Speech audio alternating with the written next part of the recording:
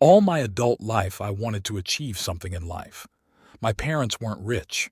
We lived on a farm. There was a lot of work, but unfortunately, there was not so much money. We did not live in poverty, but we did not bathe in gold either. My father constantly forced a future on the farm on me, but it wasn't exactly what I wanted. My father taught me a lot. I helped him in everything. But the father put too much personal work into this business while not trying to somehow develop it. Hard and exhausting work took my father away quite early, and I stayed by myself on the farm with my mother. My plans for great opportunities in the big city vanished into backbreaking farm work. I stayed to help my mother, but I was not going to monotonously do the same work every day. Since I could not develop in a big city, I decided to develop here, locally. I had a burning desire to elevate my father's life's work to a new level. We still had a lot of territory where nothing grew. I slightly changed the crops that were more profitable to grow. I had to take out a loan to buy new equipment for cultivating the land and crops, but I was sure of my success. I found a profitable partner to whom I sold the harvest at a bargain price. In a few years, I increased my capital, hired more people, built several new hangars. My business was going well. My mother was happy that I could develop my father's business so well. After the end of the cleaning season, I decided to unwind. I went to a small town on the coast of the sea. There were great places here. This place was not particularly popular, as there were no large hotels and entertainment complexes.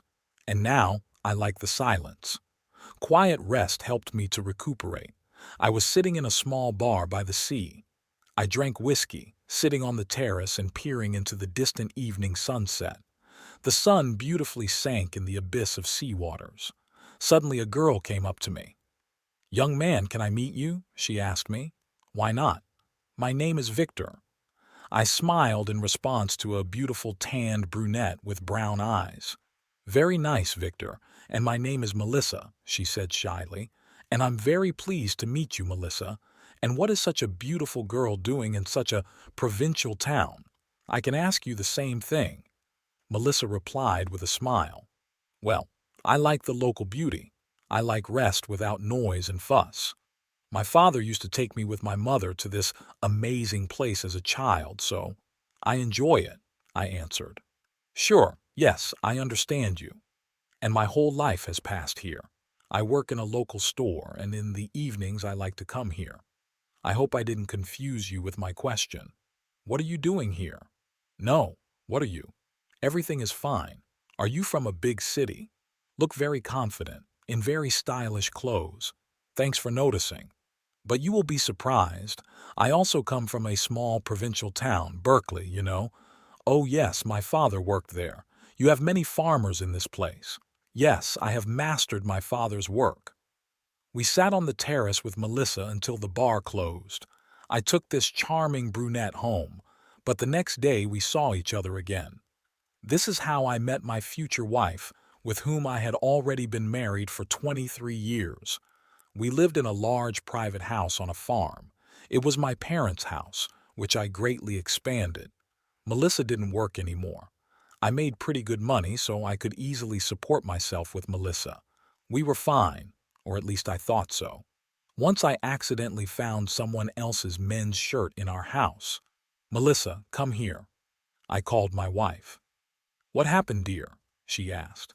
"That's not my shirt. What is she even doing in our house? Honey, what makes you think that this is not your shirt? You have a whole bunch of them." "I'm fine with my memory. It's definitely not my shirt. She's not even my size. She just crack on me." "Darling, then I myself don't know where this shirt came from in our house," Melissa answered, lowering her eyes. "Honey, there's something you're not telling me," I asked suspiciously. "Victor, why the hell are you bothering me with this shirt? Don't you see, I have so much work to do, and I still need to cook something for dinner. These are your things, and you know better where they come from." Melissa answered angrily and left the room. I didn't like Melissa's answer.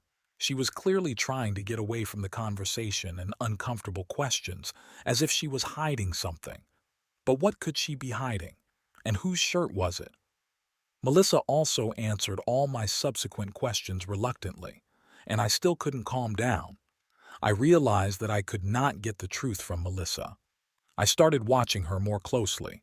Melissa's behavior bothered me. The obsessive suspicion of Melissa's betrayal made me take a desperate step. I decided to follow her. I told Melissa that I was leaving the city for 3 days. I needed to negotiate with a fertilizer supplier and conclude new contracts. But at this time, I stayed in the city. I rented an inconspicuous car and began to watch our house. I felt awkward. I wasn't sure what I was doing right. Thoughts fought in my head. But I resigned myself to my decision and continued to observe. It was a day when Melissa had to be at home all day. She had a lot of housework, at least she told me so in the morning. And I sat in the car looking at the closed door of my house. It was inexorably hot. The air conditioner in the rented car was broken. The sweat had already permeated all my clothes. But I endured and stayed in the car so that no one would see me. Suddenly, after dinner, the door of my house opened.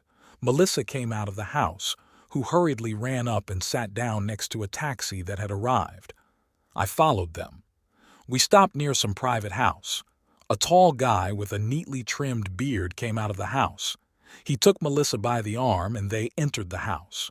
Then my patience snapped. In my head there was already a picture of Melissa fucking with this bastard. I jumped out of the car and ran to this house. I began to nervously drum on the door. No one opened it for me right away, and I did not wait. I sped up and kicked the door. In the room I saw this guy and Melissa. They were looking at some barbecue equipment. "Victor? What the heck? What are you doing here?" frightened asked Melissa. "Why the hell did you break into my house? I'll call the police now," the frightened boy yelled. "Melissa, what the hell are you doing here?" I asked with a breath. "I'm choosing a gift for Steven." "You forgot his birthday next week again?" "What else gift?" I asked in confusion. "Victor, are you out of your mind at all? Steven, your best friend, it's his birthday next Wednesday. He invited us over. I came to the young man to look after the barbecue sets. He has them here at home. He has not yet had time to take them to the warehouse.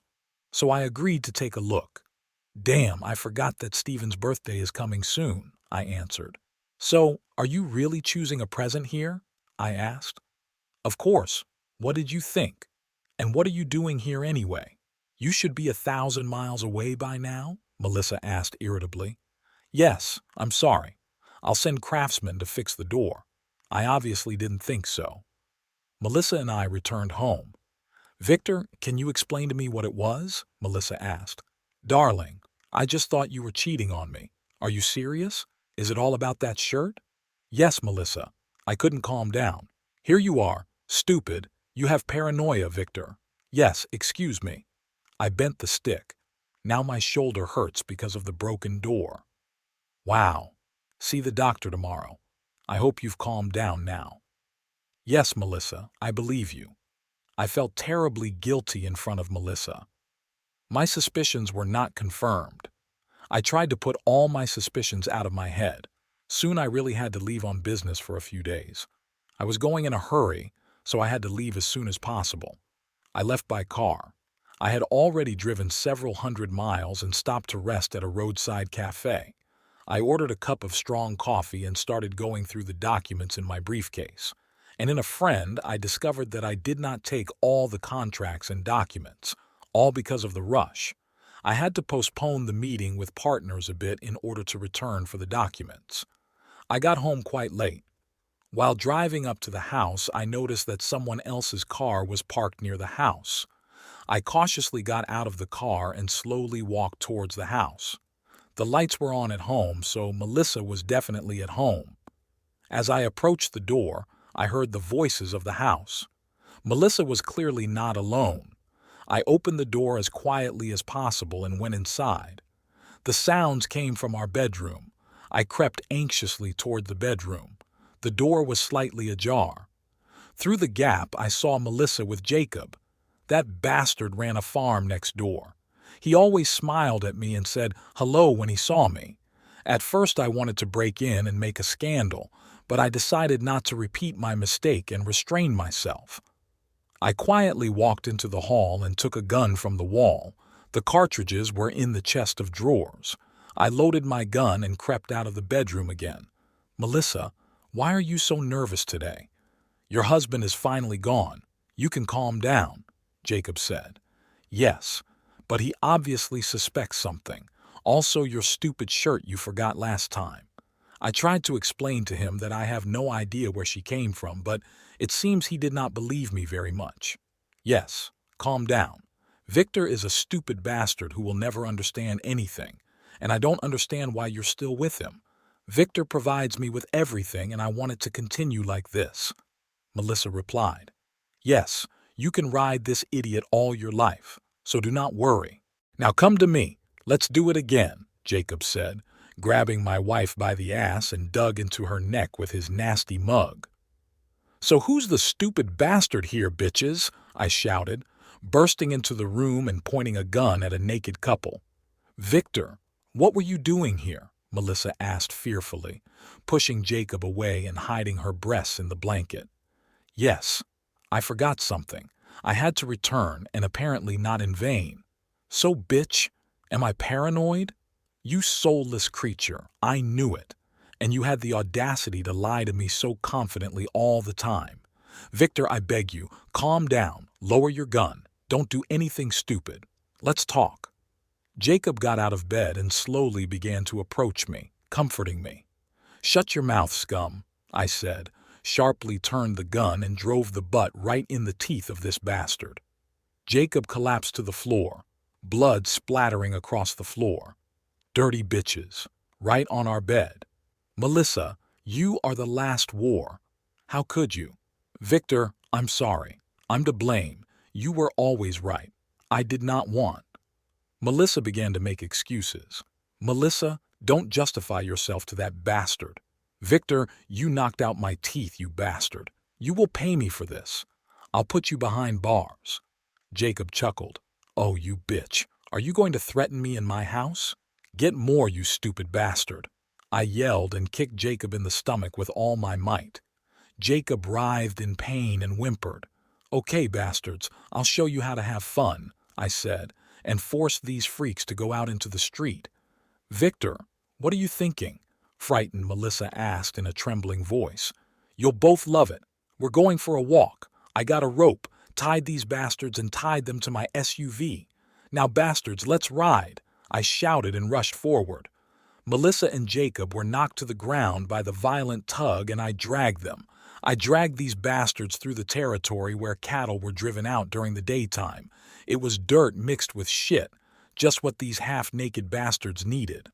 I spun around and the bastards rolled to the side. They were frightened trying to get to their feet, spitting shit out of their mouths. "Now get out of my territory before I bury you in the same shit," I said, and cut the rope. The bastards hurried out of my sight, flashing their heels. After that, I hurriedly threw all of Melissa's things out of the house. I had contacts in law enforcement. I found out a little about Jacob's farm. This bastard used illegal pesticides that poisoned the environment. He covered it up with fake papers to buy cheaper pesticides. Jacob did not have time to take revenge on me. I was much more agile. He did not even have time to come to his senses as he got bogged down in the courts because of his illegal tricks. His farm soon closed and I never saw the bastard again. He was full of debts and disappeared. But with Melissa, I divorced successfully. I originally signed a prenuptial agreement, so this bitch got nothing. I returned to my normal life, but I was no longer in a hurry to start a new relationship. I liked life without a lying wife. I have finally found peace.